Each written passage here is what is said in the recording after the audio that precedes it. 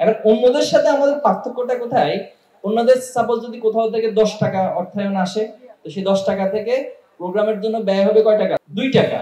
আর বাকি 8 টাকা কোথায় যাবে?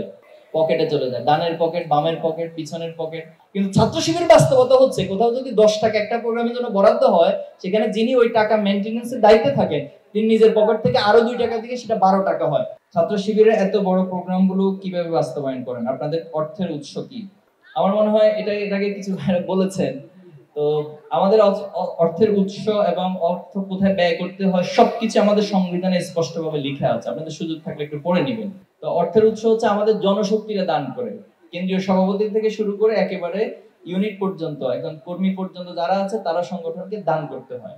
এখন প্রশ্ন হচ্ছে যে ভাই ছাত্ররা টাকা পাবে কই? তাদের তো কোনো আয় নাই, তারা কিভাবে টাকা দিবে? এখন প্রত্যেকে কিন্তু খরচ করে।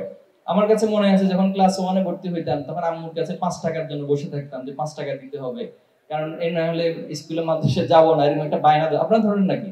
আপনারা ভালো মানুষ অবশ্য ধরেন, আমাদের সময় এগুলো ধরতাম আর কি। 2 টাকা 5 টাকা 10 টাকার জন্য বায়না ধরে মাদ্রাসার জন্য স্কুলে যেতাম না। তখন এই যে আমাকে 10 টাকা, তো 10 টাকা থেকে চাইলে তো আমি 2 টাকা সেভ করতে পারি। এই 2 টাকা আমি ভালো কাজের জন্য, সংগঠনের জন্য দান করছি। এই একটা সেন্টিমেন্ট, এই একটা মানে উৎসাহ আমরা সবার মাঝে দিয়ে থাকি। এই জন্য জনশক্তিদের দান। আবার দেখুন ছাত্র শিবির 1977 সাল থেকে আজকে প্রায় 2025 সাল, প্রায় 48 বছর আমরা পার করেছি। এই 48 বছরে তো আমাদের হিউজ পরিমাণ অ্যালামনাই রয়েছে, সাবেক রয়েছে। এটা বিশ্ববিদ্যালয় থেকে শুরু করে, মেডিকেল থেকে শুরু করে প্রত্যেকটা জায়গায়, কলেজগুলো থেকে প্রত্যেকটা জায়গায় আমাদের সাবেক ভাইয়েরা দেশে বিদেশে। এবং আপনাদেরকে বলি যে বাংলাদেশে এমন কোনো সেক্টর নেই, ইনফ্লুয়েন্সিয়াল এমন কোনো সেক্টর নাই যেখানে ছাত্র শিবিরের সাবেক কোনো না কোনো ভাই সেখানে অবস্থান করছে না। এটা দেশে হোক, দেশের বাইরে হোক, একাডেমি থেকে শুরু করে, বিজনেস থেকে শুরু করে প্রত্যেকটা জায়গায় ছাত্র শিবিরের সাবেক ভাইয়েরা রয়েছে। এই ভাইরা চান যে আমরা আমাদের অর্থগুলো দিয়ে ছাত্র শিবিরকে সমৃদ্ধ করা। আর ছাত্র শিবিরকে সমৃদ্ধ মনে করে ছাত্র শিবির আলাদা কোনো বস্তুর নাম নয়। এই যে আজকে আপনারা সবাই এখানে এসেছেন, আজকে যে প্রোগ্রামটা আয়োজন হচ্ছে, আপনাদের সবাইকে নিয়ে তো ছাত্র শিবিরের আয়োজন। ছাত্র শিবির তো চাইলে এই টাকাগুলো অন্যদিকে খরচ করতে পারতো না। এবার অন্যদের সাথে আমাদের পার্থক্যটা কোথায়? অন্যদের সাপোজ যদি কোথাও থেকে 10 টাকা অর্থায়ন আসে, তো সেই 10 টাকা থেকে প্রোগ্রামের জন্য ব্যয় হবে কয় টাকা? 2 টাকা। আর বাকি 8 টাকা কোথায় যাবে? পকেটে চলে যায়। ডানের পকেট, বামের পকেট, পিছনের পকেট। পকেটের অভাব নাই।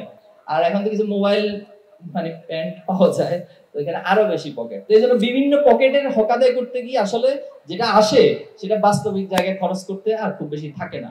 কিন্তু ছাত্র শিবিরের বাস্তবতা হচ্ছে কোথাও যদি 10 টাকা একটা প্রোগ্রামের জন্য বরাদ্দ হয়, সেখানে যিনি ওই টাকা মেইনটেনেন্সের দায়িত্বে থাকেন, তিনি নিজের পকেট থেকে আরো 2 টাকা দিয়ে সেটা 12 টাকা হয়। এই 12 টাকা যখন প্রপারলি ইউটিলাইজ হয়, তখন সেখানে আল্লাহ তাআলার একটা বারাকা আমাদের জন্য চলে আসে। মূলত এইভাবে আমরা এই প্রোগ্রামগুলো করে থাকি।